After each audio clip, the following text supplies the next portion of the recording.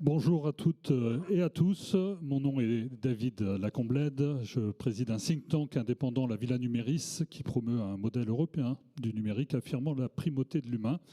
On œuvre sur tout ce qui façonne nos vies numériques en matière d'intelligence artificielle, de fabrique de l'opinion et de transformation sociétale, de nouvelles formes de travail, de mobilité, de santé et de bien-être.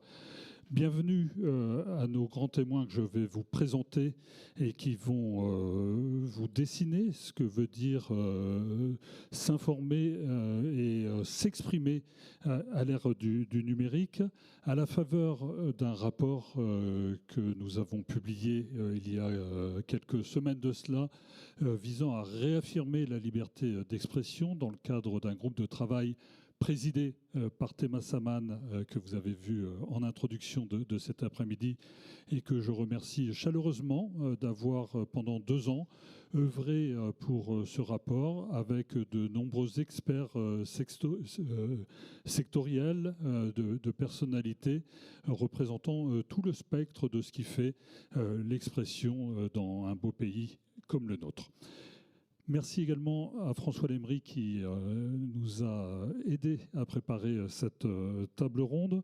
Vous le savez, le numérique est un formidable instrument de liberté, un vecteur qui fait que s'exprimer n'a jamais été aussi facile, avec des conséquences que nous connaissons, en termes de connexion permanente, en termes d'instantanéité de l'information qui fait que ce qu'on va se dire ici sera dans la seconde à l'autre bout du monde, de désinformation également, et c'est somme toute logique. À partir du moment où le numérique est le principal vecteur de l'information, il devient aussi le principal vecteur de la contradiction dans le meilleur des cas et de la désinformation dans le pire, qui conduit à une certaine forme de fatigue informationnelle.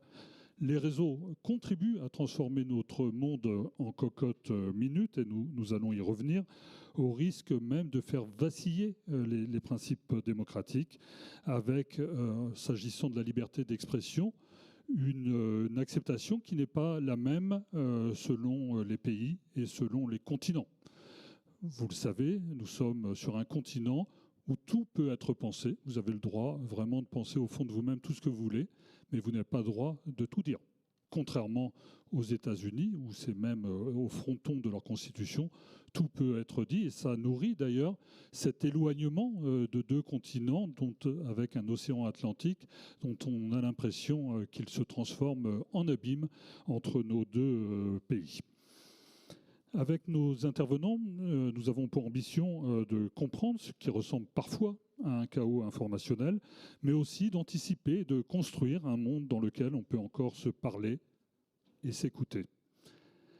Avec Bruno Breton, que je vous présente, qui est le fondateur de Bloom, expert en analyse des réseaux sociaux, nous poserons la question de savoir si les réseaux sociaux sont écoutés et par qui.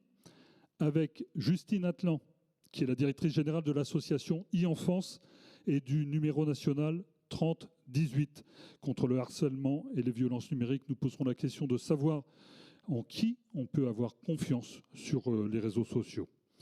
Enfin, avec Maurice Ronet, qui est là au milieu, et Florent Gauthier, vous êtes tous les 2 fondateurs de Ask Vera, qui est une solution pour vérifier les faits en temps réel. Vous nous en direz un peu plus. On se posera la question de savoir qui dit la vérité sur les réseaux sociaux. Et pour conclure, avec Charles Cohen, qui est tout là-bas, qui vient de Nice, qui est le fondateur de bodyguard.ai. C'est une solution de modération pour les plateformes. On posera la question de savoir comment éviter ce qu'on ne veut pas voir ou entendre. Je vous propose de rentrer dans le vif du sujet avec Bruno, pour peut-être un passage en revue de ce que veut dire l'influence aujourd'hui dans le monde à travers les réseaux sociaux. Merci beaucoup, David. Alors, je clique.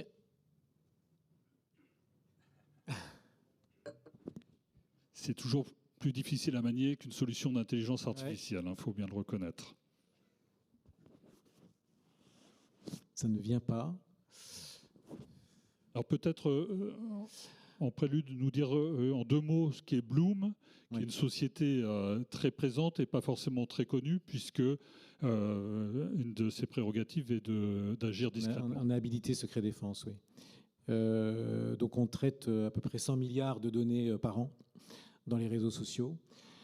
Normalement, au début de cette présentation, j'explique un peu quelle est la dimension que représentent les réseaux. Aujourd'hui, il faut savoir qu'il y a 5 milliards de personnes, mais c'est 35 milliards de comptes actifs, ce qui veut dire que vous avez à peu près 3 à 4 milliards de comptes activistes dans les réseaux.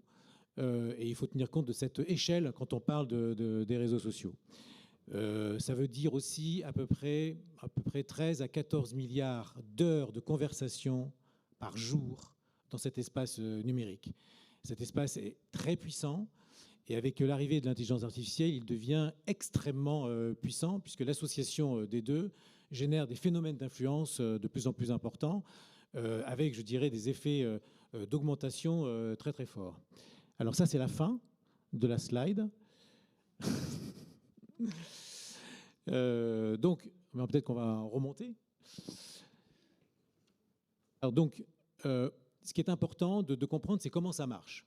Ce qu'il faut savoir, c'est que quand on parle aujourd'hui des réseaux sociaux, on parle d'un certain nombre d'acteurs, d'empires dans le monde entier qui essaient d'utiliser cet espace informationnel.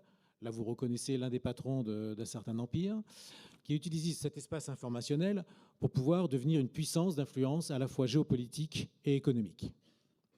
Oui, ça marche, j'ai vu. Je le vois là. Et donc, du coup, évidemment, les échelles que je vous ai données en termes de volume fait que c'est extrêmement fort, extrêmement rapide lorsque vous prenez la parole pour pouvoir imposer un certain nombre d'idées dans le monde. L'objectif, c'est de s'accaparer cette puissance pour créer, ce que tu disais tout à l'heure, il y a quelques secondes, un chaos informationnel. Et le chaos informationnel, il est là pour quoi ? Il est là pour générer ce qu'on appelle l'épuisement cognitif. C'est-à-dire que la plupart des gens normaux finissent par ne plus vouloir s'impliquer, écouter, regarder, finissent par accepter petit à petit ce qu'on appelle l'acceptation de l'ordre. C'est orwellien, mais orwellien au niveau mondial. D'ailleurs, je vous conseille d'aller voir un documentaire qui est sorti sur Orwell il y a peu de temps, qui a été réalisé par Raoul Peck, qui est une référence sur le domaine. 2 plus 2 égale 5. C'est le nom. Voilà, le principe, le nom, c'est 2 plus 2 égale 5. En gros, même, je dirais, les réalités classiques, on va vous en détourner pour vous imposer une vérité. Et l'enjeu aujourd'hui de l'ensemble de ces acteurs, c'est de créer ce qu'on appelle l'absence de vérité. C'est-à-dire qu'il n'y a plus de vérité. Donc, s'il n'y a plus de vérité, finalement, comme le disait Hannah Arendt, c'est qu'au bout du compte, on peut manipuler n'importe quel peuple avec ce type d'informations. Donc, l'enjeu là pour ces acteurs mondiaux, c'est de créer ce chaos, cette permanence de l'information, de façon à vous perdre, à vous fatiguer et à vous imposer un certain nombre de points de vue. Et nous, on le voit dans les réseaux sociaux, on voit de plus en plus, je dirais, d'activités radicalisées versus une activité plus traditionnelle, parce que les gens se retirent du débat à ce moment-là. Alors, je vous le dis tout de suite, il ne faut surtout pas se retirer. Il faut rester à l'intérieur et rester actif à l'intérieur de ces débats. Alors, comment ça fonctionne ? Vous avez ce qu'on appelle un continuum, que vous voyez à droite, là-bas. Vous avez les réseaux sociaux, l'intelligence artificielle.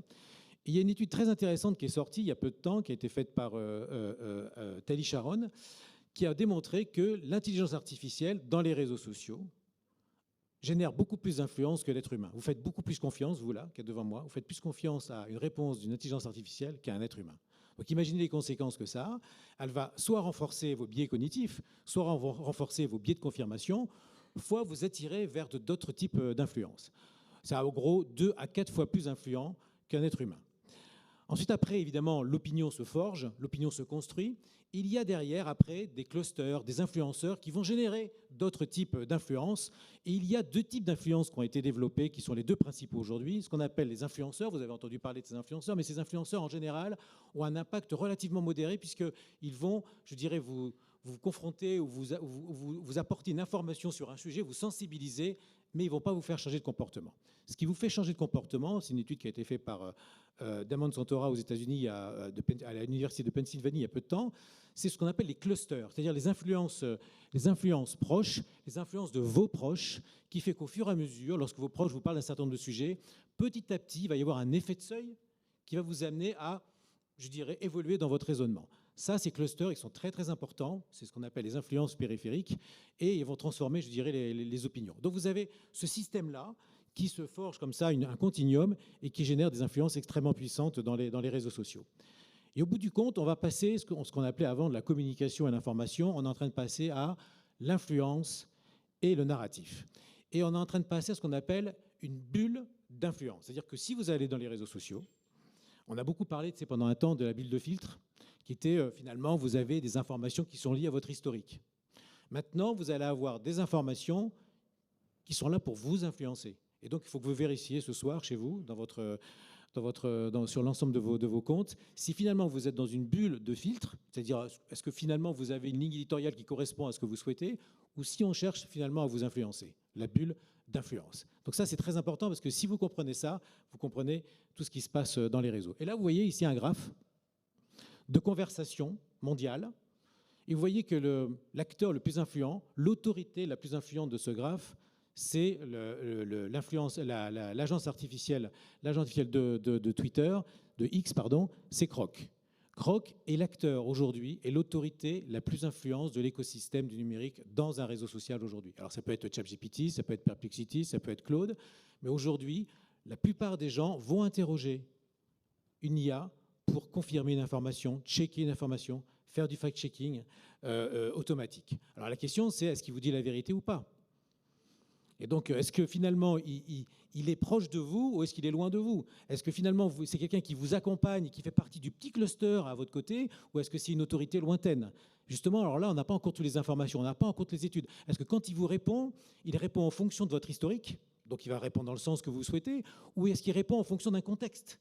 Ça, on n'a pas encore les informations là-dessus, c'est tout nouveau, ça date d'à peine un an. Et on voit, nous, apparaître dans les réseaux sociaux cette hyper-influence de Grok dans X, mais c'est d'autres acteurs dans d'autres. Là, vous avez ici un réseau qui est le réseau d'influenceurs dont je vous parlais. Vous voyez l'impact que ça a. Ça va toucher un grand nombre de personnes, mais ça ne va pas se déployer dans les réseaux sociaux. Ça ne va pas générer des conversations. Ce qui génère des conversations, c'est ce que vous voyez ici, c'est donc ces petits clusters, c'est-à-dire des personnes qui sont proches de vous, qui vous donnent des informations à vos côtés. Et c'est ça que cherche en général à neutraliser les mollahs en Iran ou Poutine en Russie. C'est ces clusters-là, parce que ça, ils ne le maîtrisent pas. Les influenceurs, ils peuvent les maîtriser, mais pas les clusters. C'est de là où viennent les révolutions. Les révolutions passent par ces types de clusters qui se déploient comme ça, de lien en lien. C'est vos proches. Et quand ces proches-là finissent par vous convaincre d'un certain sujet, vous avez plusieurs clusters qui se créent, et là, vous avez le basculement, et vous pouvez avoir la révolution souhaitée. C'est ça qu'on cherche en général à neutraliser.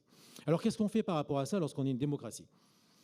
Alors, l'enjeu, c'est, je vous cite un biologiste que je trouve de référence aujourd'hui, qui est Olivier Amand, qui a dit aujourd'hui les démocraties doivent faire comme les plantes, elles doivent être robustes, parce que c'est la robustesse qui permet d'affronter les fluctuations du monde. Tandis que les dictatures, elles vont chercher l'hyper-performance, l'hyperflux, toujours plus, toujours mieux, et du coup, elles sont fragiles. Et d'ailleurs, il prend comme exemple le détroit en ce moment qui est Dortmund, qui est en ce moment, je dirais, 33 km, qui peut coincer la totalité du monde en termes de flux très rapidement.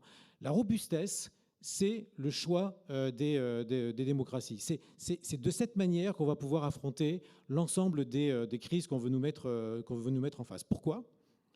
Parce que grâce à ça, on va pouvoir gérer les différentes fluctuations qu'on va arriver. Alors, qu'est-ce qu'il faut faire pour ça? La première chose qu'il faut faire, c'est de pouvoir développer des technologies de prédiction, anticiper les crises, ne pas passer d'une crise à une autre, pouvoir les anticiper. Si vous avez des technologies de prédiction, vous pourrez anticiper, la traiter et pouvoir affronter éventuellement le prochain sujet. Si vous n'avez pas la capacité d'identifier des signaux faibles, vous ne pourrez pas mettre en place une stratégie de prédiction et donc vous allez passer d'une crise à une autre. La deuxième chose, c'est l'hybridation. C'est-à-dire, tout à l'heure, je vous ai montré qu'il y avait des influenceurs, il y a aussi des clusters. La manière de pouvoir être résistant, c'est évidemment d'allier les deux, faire de l'influence hybride, d'allier à la fois les clusters et à la fois les influenceurs. Et la troisième chose, qui est un sujet qui nous touche beaucoup, c'est la capacité d'être évidemment souverain dans notre technologie. Vous avez remarqué, nous n'avons pas de réseaux sociaux européens, nous n'avons pas de réseaux sociaux français, on n'a pas nos propres réseaux.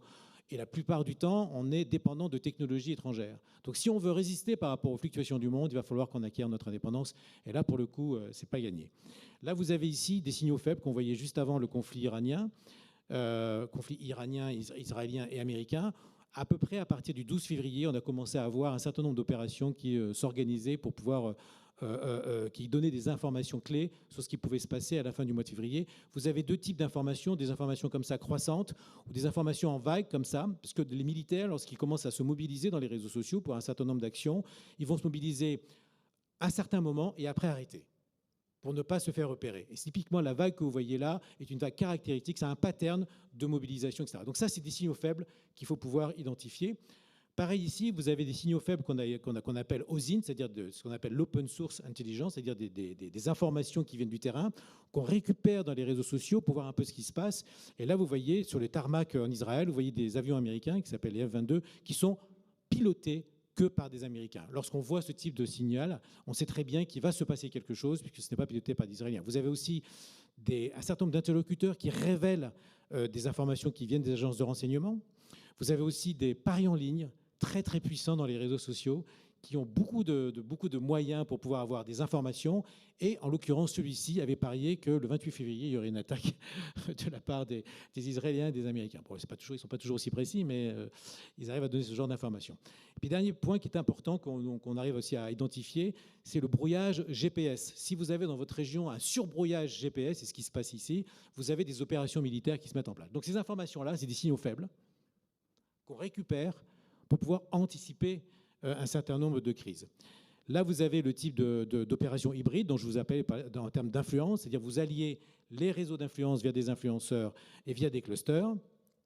Et voilà, par exemple, typique dans les réseaux sociaux, attaque-défense. Donc en rouge, c'est les méchants, en bleu, c'est les gentils. Et vous avez une opération que nous, on a menée où on a subi une attaque et grâce à cette capacité d'anticipation, on savait que ça allait venir et on a pu en 3 heures à peu près neutraliser cette opération. Alors, enfin, donc la souveraineté. Quelques chiffres pour vous dire que ce n'est pas gagné, et je terminerai là-dessus. 74% de la puissance de calcul mondiale est américaine. Nous ne représentons que 4% aujourd'hui. L'écart est considérable. Et si on n'arrive pas à neutraliser cet écart, on va avoir un certain nombre de soucis pour pouvoir avoir notre souveraineté. 83% des dépenses européennes en logiciel dépendent des Américains. Vous avez aussi le réseau bancaire qui représente 60% des transactions. Aujourd'hui, avec Starlink, vous avez 60% des satellites qui appartiennent aux Américains. Il en prévoit à peu près 42 000. On est passé de 2 000 à 42 000 satellites. Vous imaginez la puissance qu'il va y avoir aujourd'hui au-dessus de nos têtes. Ceci dit, 90% des données spatiales viennent des États-Unis. Donc vous imaginez que quand on fait des analyses, on est extrêmement dépendant des Américains. Et pour terminer sur l'IA, en 2025, les startups, je parle que des startups, les Américains ont investi 150 milliards dans des startups d'intelligence artificielle. En France, avec Mistral, c'est à peu près 2-3 milliards. On a un rapport de 1 à 50. Donc si on ne règle pas ces chiffres-là, si on n'arrive pas un peu à les améliorer, on aura toujours des difficultés pour, je dirais, devenir réellement souverain. Voilà. Merci Bruno. Pour celles et ceux que ça intéresse, vous retrouverez dans le rapport sur la liberté d'expression qu'on vous présentait tout à l'heure un panorama complet des technologies existantes sur le marché. Question Bruno, on est à 1 an d'une élection majeure dans une démocratie comme la nôtre avec l'élection présidentielle. On voit bien que les sujets liés à l'influence et à la désinformation vont prendre une place dans le débat. Quelles seraient les propositions à mettre dans l'espace public pour que des candidats et demain un élu mettent en œuvre pour justement rattraper un peu de ce retard? Les dispositions pour pouvoir rattraper ce retard, déjà il faut investir. Il faut avoir une politique d'investissement qui soit beaucoup plus importante. Il faut peut-être arrêter de parler de la dette et de se dire que de toute façon, il va falloir surinvestir. Un élément qui est très important en matière d'élection, c'est de donner des repères. Vous avez vu que le président de la République est intervenu à la télévision à un moment donné sur l'Iran, parce que justement, la fatigue cognitive fait qu'on n'a plus de repères, on ne sait plus quelle est la réalité des choses. Donc il faut savoir qu'il a fait 14 millions il a une audience très très puissante parce que les gens ont besoin de repères.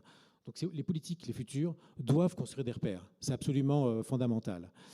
Et on constate donc que si on est capable d'avoir, si on construit un écosystème, et ça je crois que c'est quelque chose auquel tu es sensible aussi, où on a à la fois des repères et à la fois un système éducatif extrêmement sensibilisés, où on apprend aux gens du discernement, les petits clusters là dont je vous parlais, si ces petits clusters, c'est des gens qui finalement, ils arrivent à faire la part des choses, et puis de l'autre côté, vous avez des influenceurs qui donnent des repères, finalement, tu arrives à hybrider, je dirais, notre réseau, et ça sera une très très bonne manière pour se protéger contre la désinformation ou tous les risques associés. Voilà une des réponses que, à mon avis, il faudrait apporter. Alors, la question qui se pose, alors là, je le lance comme ça, c'est que si tu veux apprendre à des enfants à avoir du discernement dans les réseaux sociaux, etc., est-ce qu'il faut leur empêcher d'avoir accès aux réseaux sociaux à moins de 15 ans? C'est une vraie question, n'est-ce pas? Hein, Justine? Mais c'est un vrai sujet à traiter à un moment ou à un autre. Tu parlais de Grok, donc l'IA qu'on trouve sur X, ex-Twitter, comme une figure d'autorité. À la Villa Numéris, on a fait un sondage avec l'Institut OpinionWay montrant que 10% des Français s'informent au quotidien avec une solution d'intelligence artificielle générative. 10%, ça peut paraître faible. Si vous le projetez sur le nombre de Français, ça vous fait tout de suite 4 millions de personnes.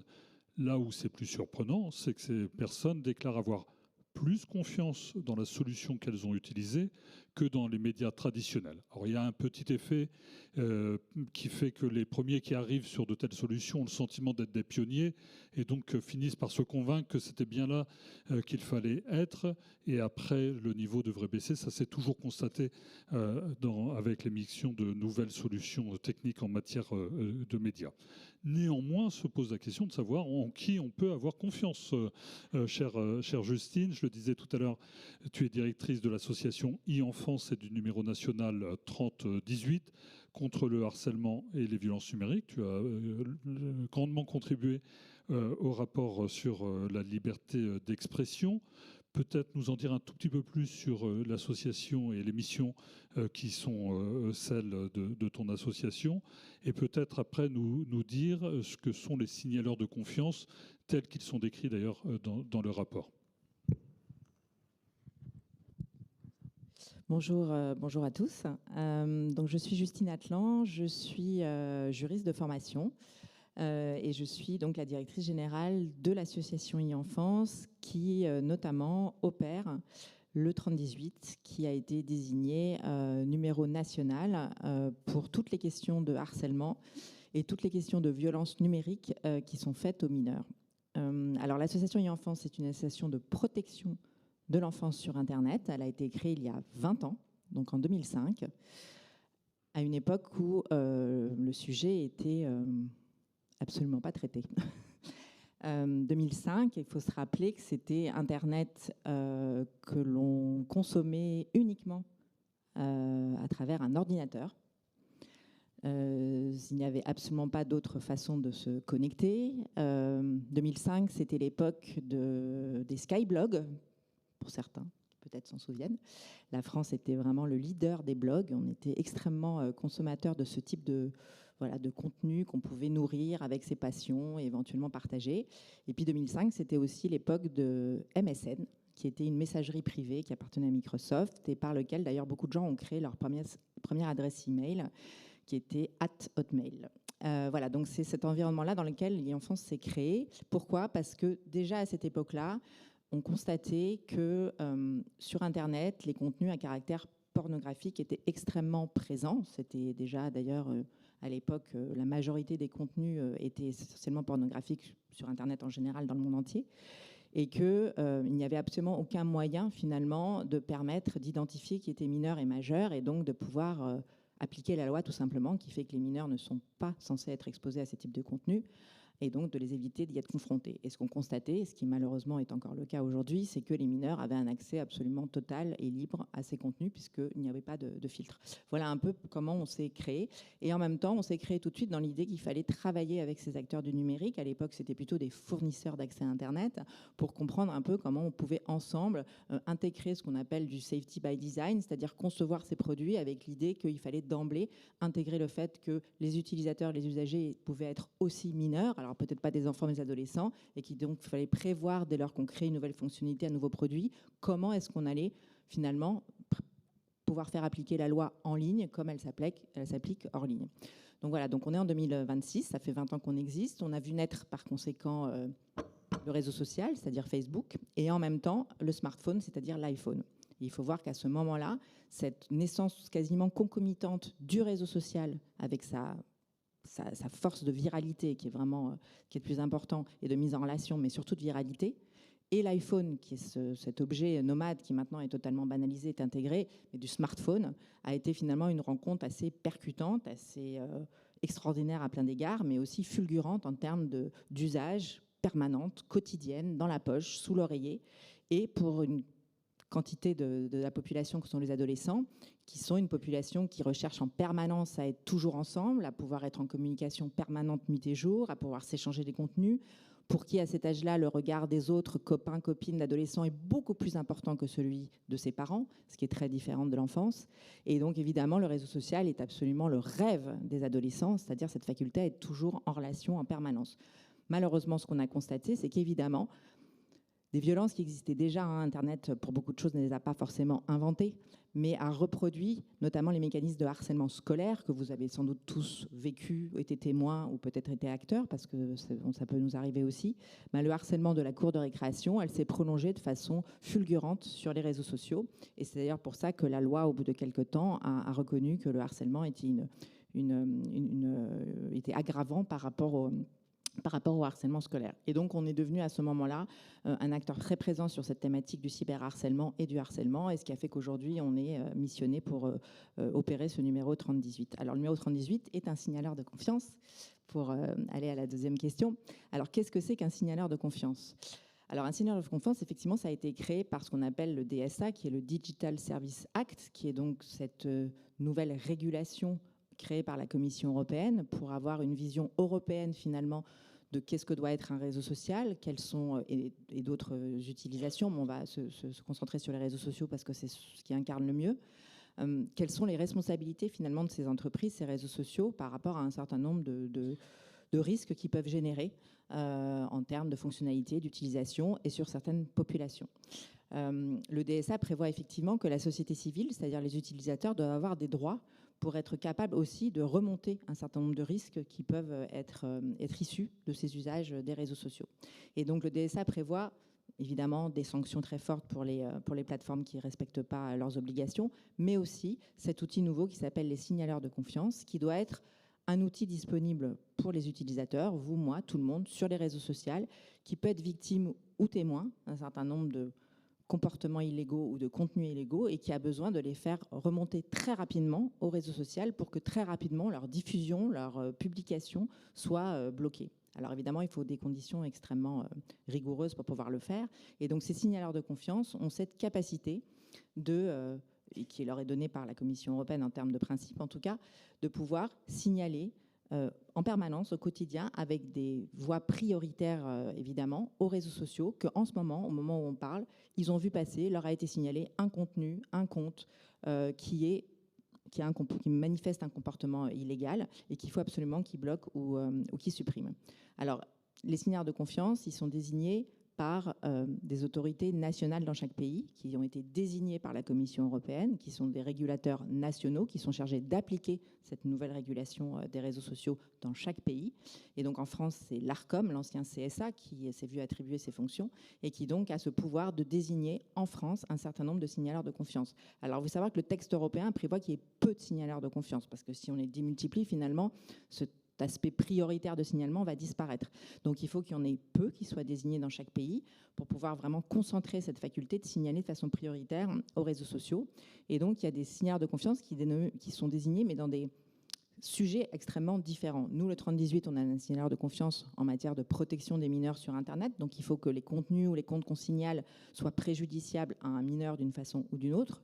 Mais vous avez des signaleurs de confiance sur des thématiques de protection des animaux, par exemple, sur des thématiques de liberté syndicale, sur des thématiques d'antisémitisme, sur des thématiques de droits sportifs. Voilà, il y a vraiment tout ce qui peut être un contenu illégal sur Internet en termes de thématiques, de sujets, peut avoir un signaleur de confiance local qui concentre en fait ce type de signalement. Donc voilà, nous avons été désignés donc, fin 2024 par l'ARCOM en France, et donc nous sommes le signaleur de confiance à disposition du grand public pour tout contenu qui est effectivement illégal et préjudiciable à un mineur sur les réseaux sociaux. Donc l'association est une vigie en quelque sorte. C'est quoi son quotidien concrètement? Quelles sont les actions? Est-ce que l'association est rémunérée pour ce travail ou est-il purement bénévole? Pour bien comprendre comment ça marche. Alors, effectivement, ce qui est important dans ce que tu dis d'abord, c'est que ce que je n'ai pas mentionné pour les signalaires de confiance, il y a un enjeu d'indépendance évidemment du signalaire de confiance, puisque il ne faut pas qu'il puisse être dépendant d'une façon ou d'une autre des réseaux sociaux. Il ne doit évidemment pas y avoir de risque de conflit d'intérêts. Et donc pour ça, évidemment, il faut prévoir un financement qui soit... Alors même si les réseaux sociaux peuvent faire partie du financement, ce n'est pas interdit, mais en tout cas, il faut qu'il soit étranger à la gouvernance des signalaires de confiance, donc il n'ait pas de poids dans les décisions qui sont prises.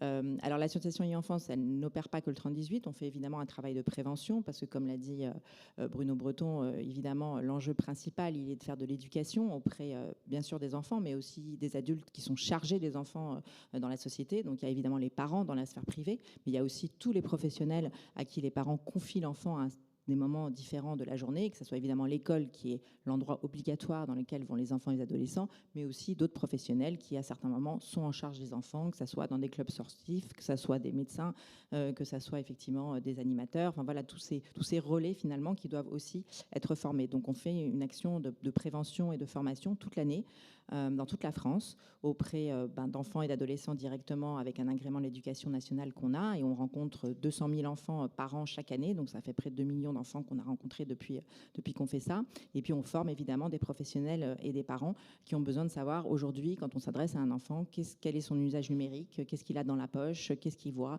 qu'est-ce qu'il fait, comment je peux l'aider, comment je peux intervenir, s'il y a un problème avec en numérique auprès de l'enfant, de l'adolescent dont je m'occupe, à qui je peux signaler. Donc ça, c'est vraiment une activité très importante. Il y a le 30-18.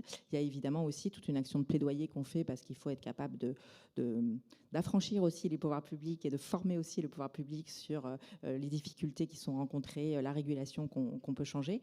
Et puis le modèle de financement, en tout cas, nous, ce qu'on considère, c'est qu'il doit être hybride parce qu'effectivement, il doit y avoir des financements des pouvoirs publics qui ont leur responsabilité à cet égard parce que, encore une fois, c'est quand même une action qui doit faire partie intégrante aujourd'hui de l'éducation, de savoir éduquer au numérique à tous les âges de la vie, mais notamment pour les enfants et les adolescents. Ce qui veut dire éduquer au numérique, c'est pas juste savoir utiliser un outil numérique, c'est effectivement, comme l'a dit Bruno Breton, éduquer à l'esprit critique, à savoir effectivement comment détecter le faux du vrai, comment ne pas être soumis à un certain nombre d'influences, en tout cas savoir comment cette économie du numérique fonctionne et savoir quelle place on a à l'intérieur de ça en tant qu'utilisateur, comment on est utilisé à certains moments et même très souvent, et qu'est-ce qu'on subit finalement à plein d'égards, et comment à ce moment-là choisir ce qu'on y fait, comment on le fait, et maîtriser ses usages. Et puis on a des mécènes privés, parce que c'est aussi l'objet de philanthropie de plus en plus, et Dieu merci, qui nous permettent d'avoir un financement moitié public, moitié privé, parce que c'est vrai qu'on a la chance d'être dans un pays où on a une culture de l'État-providence pour lequel on considère que c'est normal que l'État prenne en charge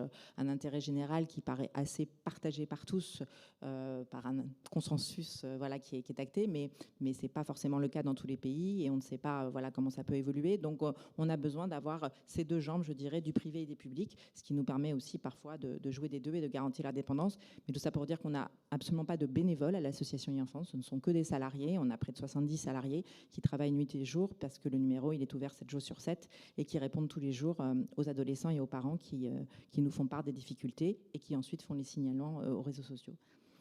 Vu les volumes de données, de conversations tels qu'on les a vus tout à l'heure, est-ce que finalement ça ne revient pas à écoper la mer avec une petite cuillère, quand bien même on a un bataillon de 70 personnes?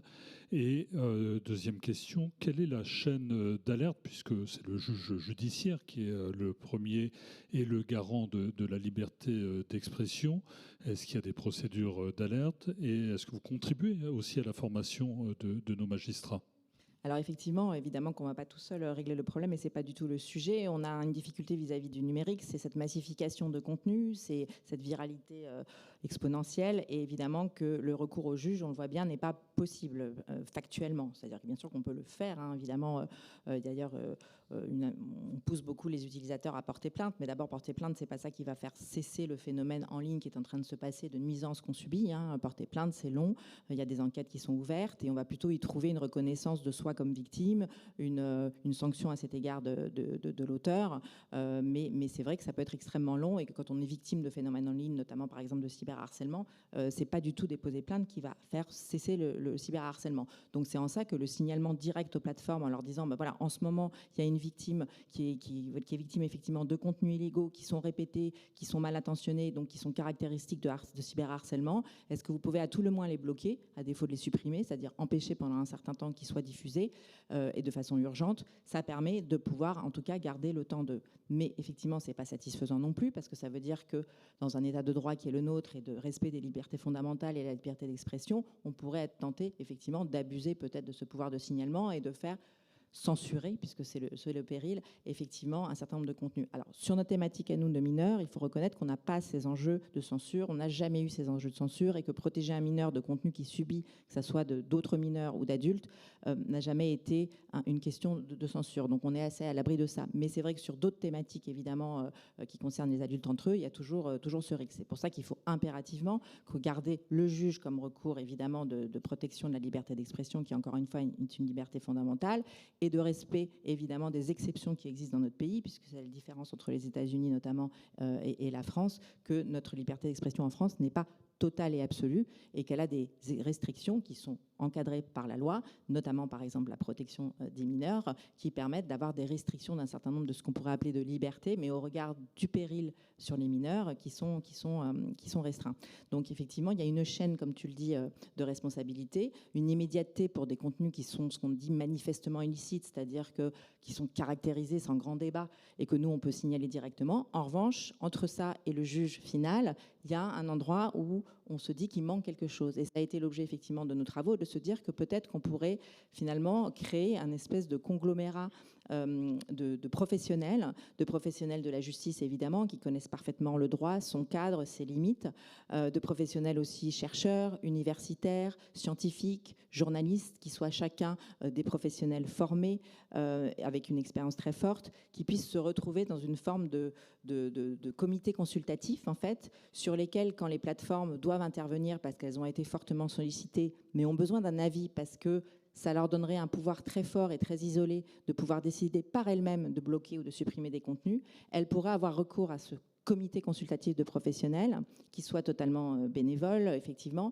qui travaille évidemment de façon collégiale, donc jamais une décision unique, et encore une fois avec évidemment des magistrats à l'intérieur, professionnels à la retraite, pourquoi pas, enfin qui ait déjà un parcours professionnel effectivement très avéré, qui puisse donner des avis, évidemment très circonstanciés, que la plateforme qui doit éventuellement intervenir n'est pas obligée de respecter à la lettre, peut même d'ailleurs éventuellement ne pas le respecter, mais en tout cas s'il ne le respecte pas, qui doit donner des raisons très effectivement démontrées, argumentées, de ne pas respecter l'avis de ce comité consultatif.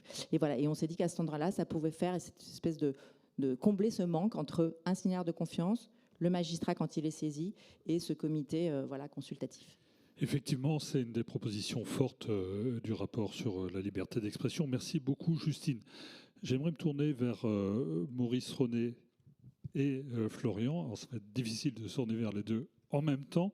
Vous êtes les cofondateurs de Ask Vera, qui est une solution technologique pour vérifier les faits d'actualité.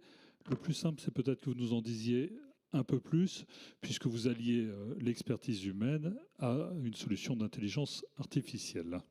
Bien sûr, bonjour, Florian Gauthier.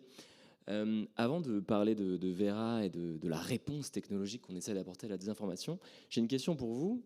Est-ce que d'après vous, Bordeaux est la ville la plus dangereuse de France? Plutôt non, hein. Pourtant, si vous demandez à n'importe quel IA généraliste, intelligence artificielle grand public, ChatGPT, Perplexity, Mistral, eh bien, on va vous confirmer souvent cette information, voire vous dire non, en fait, c'est pas Bordeaux, c'est Marseille ou Lille, d'après les classements, les 10 villes les plus dangereuses de France. Et alors, si on se pose la question, mais comment ça se fait, alors qu'il y a eu des articles qui sont sortis en disant attention, méfiez-vous de tous ces classements, ils ne sont pas rigoureux. Il y a le président du CNRS qui parlait justement d'une de ces études en disant mais c'est des méthodologies complètement loufoques. Et bien pourtant, ces IA, elles vont vous confirmer cette information. Eh bien, la réponse, c'est que les sources utilisées par ces intelligences artificielles, eh bien, c'est tout. C'est tout Internet. Donc, cette fake news qui est sortie, elle a été distribuée massivement sur plein de sites Internet. Et ChatGPT, lorsqu'il essaie de vous répondre à votre question, il va utiliser des réseaux sociaux pour vous répondre. Reddit, il va utiliser LinkedIn, il va utiliser parfois même des articles générés par intelligence artificielle, juste pour répondre à la question. Eh bien, nous, c'est pour ça qu'on a créé Vera. Donc, Vera, c'est une intelligence artificielle, mais très différente de celle que vous connaissez, parce qu'elle est fiable. Donc, ça veut dire quoi, fiable? Je laisserai Maurice y répondre. Une IA fiable, c'est une IA qui, lorsque vous lui posez une question, eh bien, elle est forcée d'utiliser un ensemble de sources qui respectent un ensemble de critères. Donc, on se base sur des normes, IFCN et EFCSN, globalement des standards européens, internationaux, qui certifient l'impartialité, la neutralité et le sérieux des équipes derrière ces sources. Donc on a plus de 500 sources auxquelles Vera est connectée en temps réel. Vous posez une question à Vera, elle interroge ces sources. Si elle trouve l'information, elle vous la synthétise et vous répond en 3 secondes en citant ces sources. L'autre grande différence, et vous le voyez sur ces écrans qui défilent, c'est que si jamais Vera ne trouve pas d'information dans ces 500 sources, elle va dire « je n'ai pas trouvé d'information fiable pour vous répondre ». Si vous utilisez des IA, vous allez remarquer qu'elles ont toujours une réponse. Parce que leur but, c'est de vous répondre coûte que coûte, qu'elles aient l'information ou qu'elles ne l'aient pas. Et ça crée des hallucinations, on en parlait dans la présentation d'avant, elles vont inventer. Et le problème, c'est qu'on cherche à vérifier une information, parfois dans le domaine même de la santé, ou juste avant un vote, eh bien, si on invente une information, on l'utilise dans monjardin.fr pour répondre à une question de sécurité, eh bien, ça pose problème. Voilà. Dites donc, la labellisation des sites existe en fait. Régulièrement, on a ce débat de savoir qui dit la vérité. Et quand vous avez 500 sites et sources référencés, n'est-ce pas le début d'une labellisation, Maurice? C'est bon.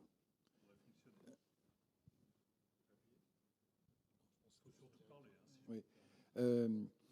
Alors, évidemment, ce serait très simple s'il y avait un système reconnu mondial, européen, euro-américain, si un système de ce type existait. En fait, il existe un certain nombre d'outils.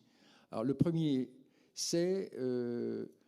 il y a une catégorie de sources d'information qu'on appelle les fact-checkers. Donc, ce sont des collectifs, des équipes, soit indépendantes, soit adossées à des médias ou à des agences comme l'AFP ou Epinews. Alors, ces collectifs de fact-checking, beaucoup d'entre eux sont nés dans les années 2016-2020, dans le prolongement des problèmes rencontrés dans la campagne américaine. Et à ce moment-là, Meta et Google ont pris l'initiative de financer des collectifs de fact-checking parce qu'à ce moment-là, leur politique était finalement nettoyer un petit peu leur politique, c'était que si leur moteur diffusait des contenus trompeurs ou fallacieux, s'il y avait une alerte, Google faisait appel à des fact-checkers pour s'assurer que l'information était trompeuse, pas trompeuse, fiable, pas fiable. Donc on a et donc après comme ça naissance une espèce de secteur de profession ou secteur d'activité dont l'activité est de vérifier des informations qui circulent sur les réseaux sociaux ou ailleurs. Alors là, il y a un mécanisme de certification, il y en a 2. S'agissant de la presse, il y a un projet qui a été lancé par Reporters sans frontières qui s'appelle Journalism Trust Initiative.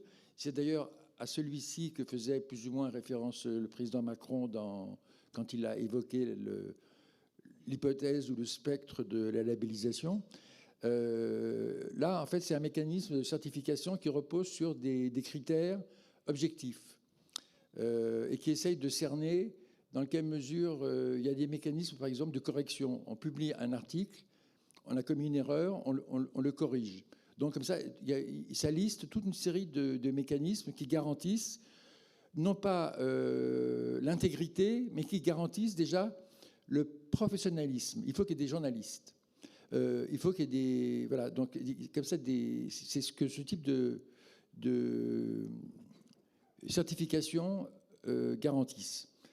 Aujourd'hui, cette norme ne couvre qu'un nombre limité de journaux, et pour Vera, on ne peut pas s'appuyer uniquement sur les sources qui ont été certifiées. Donc on est obligé de s'appuyer sur d'autres mécanismes.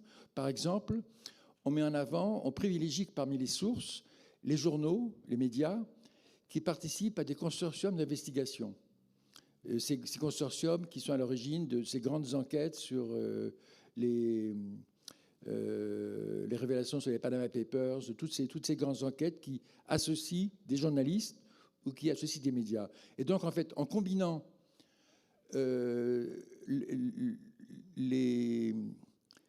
la certification des fact-checkers et celle des médias, on arrive à composer aujourd'hui un socle de sources et qu'évidemment, on améliore en permanence. Au départ, on était assez réticent à l'idée d'y intégrer des institutions. On commence à le faire pour, en permanence, au vu des questions qui nous sont posées et des réponses que Vera leur apporte, on étend progressivement, avec prudence, le socle de sources. Quels sont vos critères pour évaluer la fiabilité d'une source d'information ?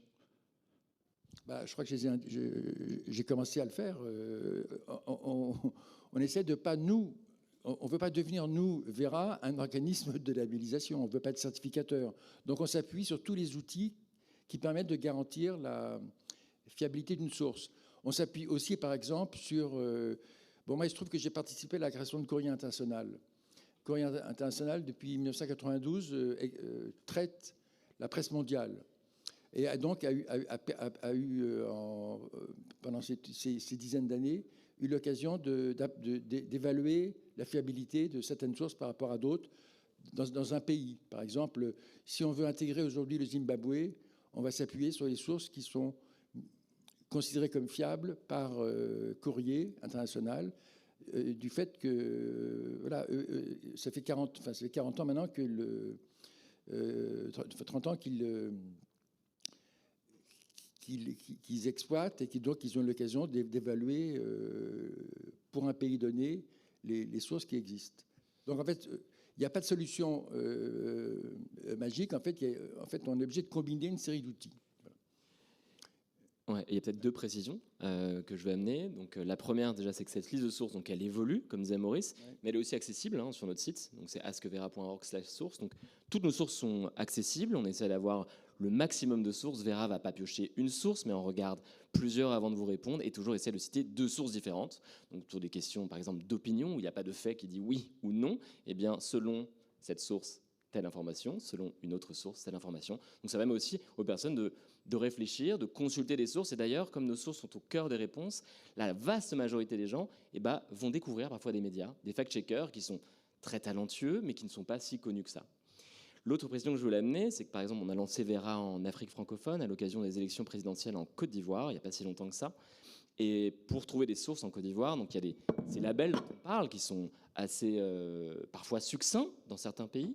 Et bien là, on a invité dans un comité d'experts des spécialistes de la francophonie, de l'Afrique francophone, qui nous ont aidés à sélectionner des sources, des petits cellules de médias fact-checkers très bons mais peu connus qu'on a ajoutés aux sources de Vera pour pouvoir répondre aux questions locales. L'autre précision que j'ai envie d'amener, qui nous différencie aussi des autres intelligences artificielles généralistes, c'est que nous sommes une ONG, donc on n'a pas d'objectif business, le service est entièrement gratuit. D'ailleurs, c'est un numéro de téléphone, vous pouvez l'enregistrer dans vos contacts et lui parler, soit sur WhatsApp, soit par téléphone en lui passant un coup de fil, ou sur Instagram, des plateformes grand public. Et nous sommes toutes et tous, donc on est 25, Maurice on représente aujourd'hui, on est 25 personnes, citoyennes et citoyens, experts soit de la technologie, experts en intelligence artificielle, développeuses, designers, mais aussi journalistes, experts dans les médias. Et donc voilà, nous sommes bénévoles pour la cause. Donc je pense que c'est aussi pour ça qu'en un an, on a reçu plus d'1 demi-million de questions, alors que c'est une intelligence artificielle qui émerge. Et c'est parce que ONG, bénévoles, sources fiables, sources transparentes, ça aspire la confiance d'une certaine manière. Alors, le bénévolat, effectivement, souligne l'enthousiasme et l'engagement. Néanmoins, comment on agit dans la durée, parce qu'on sait aussi que ça a ses limites? Alors, la réponse est un peu dans la question. Le bénévolat veut dire qu'on n'a pas de salaire à payer. Donc, on a quand même reçu des soutiens du ministère de la Culture pour nous aider à atteindre les jeunes, Canal France International pour nous aider à aller en Afrique francophone. Alors, évidemment, l'Afrique, c'est pas un hasard. Déjà, ils parlaient français. Donc, même si Vera parle 80 langues, on a beaucoup plus de sources qui parlent français, si je peux le dire comme ça. Et aussi parce que là-bas, tout le monde utilise WhatsApp. Donc, soit ils n'ont pas Internet, il y a la moitié des gens qui n'ont pas de connexion Internet, mais ils sont tous sur WhatsApp. Et du coup, l'idée, c'est que comme on est accessible sur WhatsApp, ça rendait très simple. Et donc, on a reçu des financements pour ça. Alors, tout est pareil sur notre site. On a reçu 35 000 euros, puis 40 000 euros. Donc, évidemment, pour faire un lancement dans un pays, tout est dépensé immédiatement pour travailler avec des partenaires locaux qui nous en parlent. Et puis, il nous reste parfois 10 000 euros qu'on peut mettre sur le financement des serveurs. Donc, évidemment, on paye lorsque quelqu'un pose une question. Ne vous empêchez pas de le faire. On est content que les gens le fassent.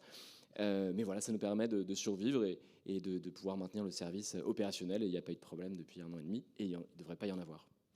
On le voit depuis tout à l'heure, la fabrique de l'opinion, c'est un alliage pas toujours subtil d'ailleurs de l'homme et de la machine. Et pour la juguler, la prévenir et la modérer, existent des solutions techniques, dont une, Bodyguard.ai, dont le fondateur Charles Cohen est là. On aimerait comprendre peut-être un peu mieux comment se passent aujourd'hui les coulisses de cette conversation mondiale et de ce qu'on appelle la modération. Et Bodyguard agit en cela auprès des réseaux et des plateformes. Tout à fait, bonjour à tous. Donc Bodyguard est une plateforme de modération automatisée, c'est-à-dire qu'on va retirer en temps réel les contenus problématiques sur les réseaux sociaux auprès de nos partenaires, de nos clients, des communautés, des employés, des journalistes, des grandes marques, des clubs de sport, des médias qu'on va protéger. On va analyser du coup en temps réel tous les commentaires postés sur les réseaux sociaux sous les articles de vos médias préférés. On va les analyser avec nos technologies et on va les retirer de la plateforme en temps réel avant que le mal ne soit fait. Et donc la modération sur Internet, c'est ça. C'est des choses que vous ne voyez pas parce que Bodyguard les retire en temps réel. Et donc, il y a 2 types de modération principalement sur les réseaux sociaux. On a une modération a priori, avant la publication du contenu. C'est ce que fait Bodyguard. On retire vraiment le commentaire quelques millisecondes après publication. Et il y a la modération a posteriori, qui est une modération où des modérateurs humains vont venir intervenir après signalement, plusieurs heures, plusieurs jours, parfois plusieurs semaines après, ou parfois ils n'interviennent pas parce que le modérateur humain fait beaucoup d'erreurs. Et donc c'est 2 différences principales de modération, et moi j'ai toujours milité pour la modération automatisée parce que le retrait via de la modération humaine est un retrait trop tardif où le mal est déjà fait. Et quand on parle de modération, c'est pour moi un sujet qui est passionnant parce que j'adore le mot modération. La modération, c'est modérer. C'est modérer les propos qui sont extrêmes, c'est-à-dire laisser les propos qui sont modérés. Et c'était un sujet que je trouvais très pertinent et qui est aussi quelque chose qu'on observe côté Bodyguard, c'est que l'absence de modération sur les plateformes comme Twitter, par exemple, même Facebook, amène à une augmentation des extrêmes, une augmentation de la visibilité des extrêmes et des propos extrêmes. Pourquoi ? Parce que les personnes modérées, les personnes sensées, quittent les plateformes ou n'osent plus échanger ou débattre de façon modérée. Et donc, c'est typiquement ce qu'on observe aussi chez Bodyguard, on se retrouve avec des plateformes maintenant où les propos les plus visibles et les personnes les plus visibles sont des personnes extrêmes qui tiennent des propos extrêmes. Et ça, pour notre démocratie, c'est un danger qui est énorme. C'est un danger qui est énorme. Malheureusement, on n'est pas suffisamment en France à alerter sur cette problématique-là, du besoin de modération pour justement protéger la liberté d'expression des personnes qui sont modérées et qui sont en train de déserter les plateformes.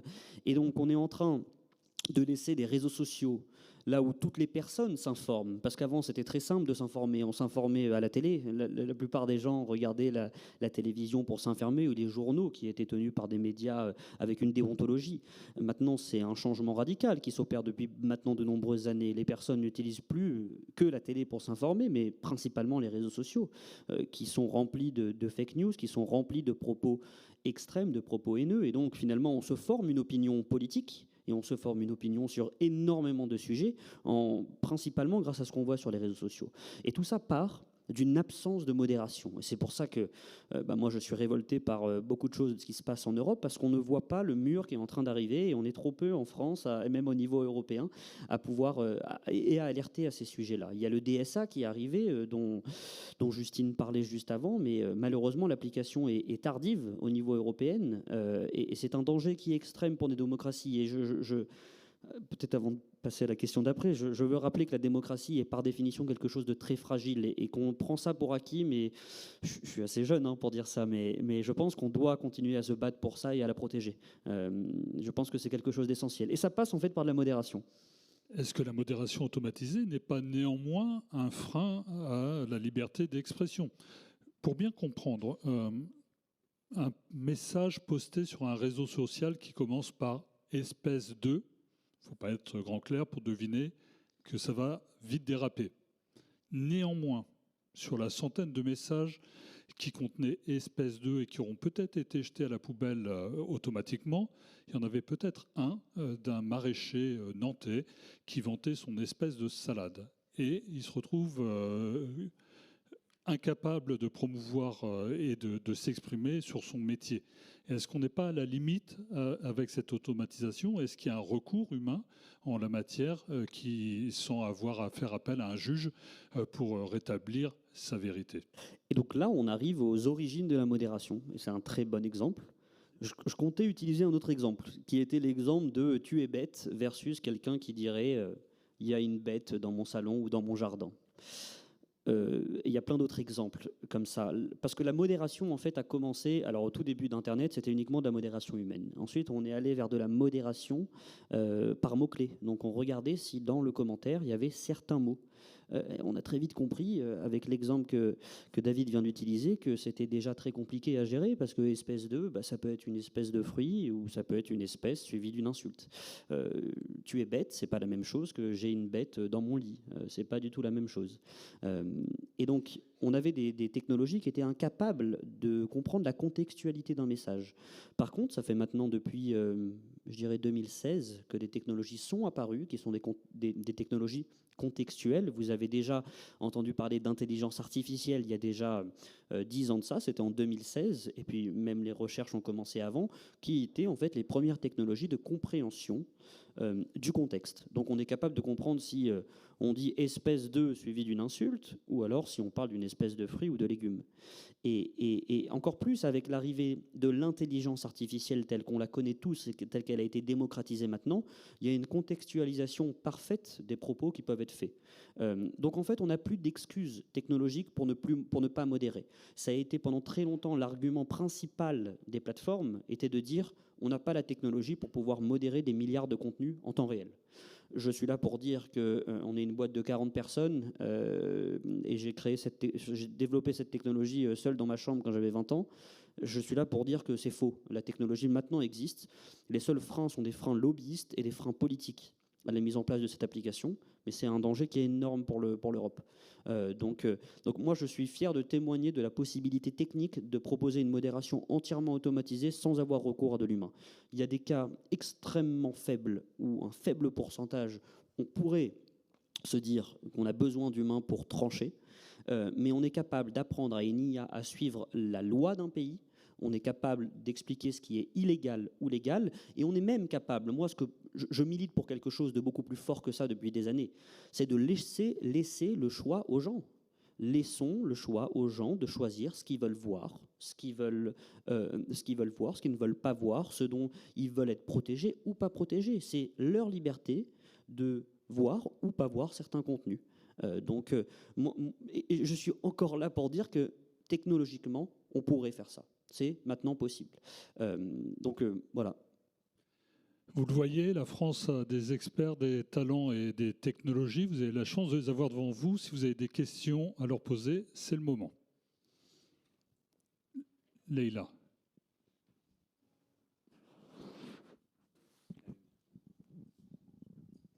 Merci beaucoup. Moi, j'ai une question sur la partie bodyguard. J'avais suivi tes travaux il y a maintenant il y a à peu près 4 ans, donc je ne suis pas hyper à la page sur la façon dont ça fonctionne.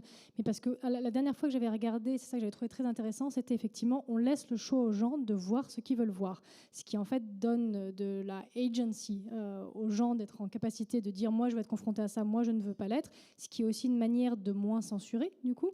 Mais comment ça fonctionne non pas techniquement, mais tu mentionnais le fait de retirer sous quelques millisecondes, parfois sous quelques semaines. Retirer pour qui, aux yeux de qui et de quelle manière? Si moi, demain, je veux installer Bodyguard, sur quelles applications je peux le faire et comment est-ce qu'il va fonctionner? Et sur ça, je ne suis pas ultra au clair. Alors, le retrait du commentaire est en temps réel sur la plateforme, parce qu'à partir du moment où on utilise Bodyguard, on donne l'autorisation à la technologie Bodyguard de pouvoir récupérer les commentaires qui vont être publiés sous tes publications à toi. Donc, imaginons que tu publies une vidéo sur YouTube, il y a des gens qui vont venir commenter. C'est ces commentaires-là qu'on va récupérer en temps réel et tu nous donnes l'autorisation de pouvoir les retirer. Donc, on va être capable de cette façon-là de les retirer en temps réel pour te protéger et retirer les contenus problématiques avant que le mal ne soit fait. Donc, on utilise les outils officiels mis à disposition des plateformes, que ce soit sur la protection individuelle ou que ce soit sur la protection de marques, de clubs de foot, de médias. Sur la capacité où on peut le faire, en effet, on propose à tous nos clients de pouvoir choisir le niveau de modération, parce que la modération est culturelle. Les États-Unis n'ont pas la même modération que les Français, les Italiens n'ont pas la même modération que les Français, etc., etc. Donc il faut, nous, ce qu'on développe, c'est une technologie qui donne un niveau de détail extrêmement élevé. Donc en disant que tel commentaire qui a été analysé, c'est une insulte, de tel niveau de sévérité, parce qu'il n'y a pas toutes les insultes qui sont... Il y a des insultes qui sont plus violentes que d'autres, et en fonction, c'est comme ça qu'on arrive à comprendre et à ajuster le niveau de curseur sur le niveau de protection souhaité, que ce soit pour une marque, un club de foot ou un particulier. On avait commencé chez Bodyguard, j'avais créé il y a 10 ans une application mobile qui permettait aux particuliers de se protéger des contenus haineux. C'est une application qu'on a retirée. Maintenant, on passe par des partenariats B2B, donc en s'adressant à des entreprises qui vont proposer gratuitement la solution Bodyguard à leurs employés, leur communauté ou parfois à du particulier comme Orange, par exemple. Merci Charles. Autre question?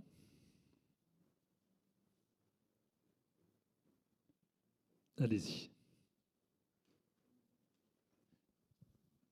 Pour Monsieur Breton, vous avez parlé de bruit de fond, sur des messages qui apparaissent sur des bruits de fond. Est-ce qu'il existe un logiciel d'intelligence, je ne sais pas, logique floue, pour repérer ces bruits de fond persistants? Et est-ce que avec partir de ces bruits de fond-là, on aurait pu repérer le Covid, la pandémie? Ce que vous appelez les bruits de fond, c'est des signaux faibles, les signaux qu'on voit, qu'on arrive à anticiper. Oui, parce que c'est à peu près le même. D'ailleurs, c'est à peu près. L'analyse de l'épidémie, d'ailleurs, est un phénomène qu'on utilise beaucoup dans les réseaux sociaux. Hein, c'est les phénomènes de viralité, etc. Alors, ce qu'on a vu dans le Covid, dans le début du Covid, c'est que plus on avait une vie sociale et qui était visible dans les réseaux sociaux, plus on était un transmetteur du Covid. Et ça, on l'a vu très très bien. C'est-à-dire que plus on avait, je dirais, dans son environnement, une vie sociale dont on en parle beaucoup. Vous savez que quand on va dans les réseaux sociaux, on va expliquer qu'on fait telle chose, qu'on va dans tel bar, qu'on va dans tel restaurant. Et donc plus on repérait ce type de personnage, plus vous voyez une explosion du Covid autour de ces personnages-là. Et donc on pouvait identifier en amont... Pardon ? C'est vous qui l'avez observé, ça ? Oui, on l'a observé, oui. C'est-à-dire qu'on a observé dans les réseaux sociaux que lorsque vous aviez une vie sociale qui était très forte, lorsque vous utilisiez beaucoup votre téléphone, etc., vous étiez une source du Covid à cette époque-là. Après, il y a des ruptures entre la vie réelle et la vie numérique, mais on a bien repéré ce phénomène-là sur le Covid. Alors, on n'a pas, en revanche, repéré le début du Covid en France. Ouais, je veux dire, ça, on l'a pas repéré. Mais ce qu'on avait repéré, c'était qui étaient les premiers, enfin les catalyseurs du Covid grâce à ce type de comportement dans les réseaux sociaux. Et d'ailleurs, il y a, si vous voulez voir, il y a aussi aux États-Unis, il y a eu un TED qui a été présenté là-dessus sur la corrélation entre la vie active numérique et le Covid. Une dernière question. Alors, deux dernières, messieurs. Bonjour, alors ce serait pour Monsieur Breton aussi. À un moment, vous avez parlé sur une slide sur l'OSINT. Et en fait, notamment sur les réseaux sociaux, pour pouvoir anticiper les choses de manière rapide, etc. Comment on fait pour trier en fait les images, notamment, qui sont générées par intelligence artificielle? Comment on sait si ce qu'on a devant soi, c'est quelque chose à prendre en compte ou non, quand on a besoin de faire une anticipation rapide des choses, notamment en temps de guerre? C'est une très bonne question. C'est sûr. Alors, il faut savoir qu'entre 2026 et 2027, on prévoit à peu près 300 milliards d'images traitées par l'intelligence artificielle. Donc, vous imaginez la conséquence. Il est probable d'ailleurs que l'ensemble des conversations du monde dans les années à venir soient plus artificielles que réelles. Je ne sais pas si c'est une bonne nouvelle, mais enfin, c'est comme ça. En fait, nous, quand on analyse une image, on regarde la source. Si historiquement la source publie des images qui sont artificielles, on fait très attention à ça. On analyse aussi l'activisme de la source. En ce moment, il y a sur le sujet de l'Iran, il y a des clusters activistes il y a à peu près 30 à 40% de contenu artificiel en ce moment sur le conflit iranien, le conflit Iran-Israël, etc. Donc on analyse beaucoup les communautés, l'historique des communautés et l'activisme des communautés pour savoir si, je dirais, l'image est pertinente à étudier ou à retenir ou pas. Et quand on la récupère pour ensuite la donner à notre interlocuteur, qui est un interlocuteur, ça peut être un interlocuteur, en l'occurrence sur les sujets-là, c'est des interlocuteurs régaliens, comme on dit, on a déjà checké qui était la source, etc. En revanche, on ne va pas récupérer une image et tout de suite la passer à notre interlocuteur ou notre client. On va d'abord retraiter l'ensemble de l'historique associé à cette image-là. Et ça se fait aujourd'hui. Tu disais tout à l'heure que la technologie a beaucoup avancé. Avec l'intelligence artificielle, aujourd'hui, on arrive à traiter à peu près 10 000 images secondes. Mais moi, si je peux aussi rajouter quelque chose, la réponse c'est qu'on ne peut plus détecter si une image est générée par IA ou pas. C'était possible il y a quelques mois, quelques années, parce qu'il y avait du grain, il y avait des choses un petit peu bizarres sur l'image. Maintenant, ce n'est plus possible. En fait, on ne peut plus, en 2026, là maintenant, à l'heure où je parle, pouvoir dire avec certitude si une image est générée ou non par IA. La seule façon, et je milite aussi pour ça au niveau européen, c'est de faire du watermarking invisible, mettre de façon invisible un filigrane, imposer à toutes les plateformes de génération d'images, de mettre un filigrane invisible au niveau des images générées pour qu'on puisse détecter ça et faire ce watermarking qui est invisible. Sans ça, déjà à l'heure actuelle où on parle, on ne peut pas savoir si un contenu texte, image ou vidéo, c'est peut-être un petit peu plus simple, mais image ou texte, on ne peut plus savoir si c'est généré par de l'IA ou pas. Puisque le sujet vous intéresse, vous trouverez sur le site de la Villa Numéris un autre rapport qui s'appelle Marquer le réel et qui rentre effectivement dans ces technologies sur lesquelles la France est en pointe, à de très bons centres de recherche, en particulier à Rennes. Dernière question. Juste une petite chose que je voulais rajouter. Bruno, très court. Les images les plus à risque sont celles qui sont le moins traitées. C'est-à-dire que plus une image donne l'impression qu'elle a été mal réalisée, ce qu'on appelle des images de mauvaise qualité, plus elles représentent un risque parce que plus elles sont crédibles. Plus l'image est sophistiquée, plus on va se dire ça a été traité par l'IA. Donc il faut faire très attention aux images qui paraissent floues, traitées comme ça dans un coin, etc., parce qu'elles pourraient paraître extrêmement réelles et en fait elles sont en intelligence artificielle. Donc il faut faire très attention à la qualité. Plus elle est mauvaise, j'ai envie de dire, plus elle représente un risque dans l'information. Le gros rouge qui tâche vraiment. Oui. Question courte pour une réponse courte. C'est une question très terre à terre qui s'adresse à tout le monde.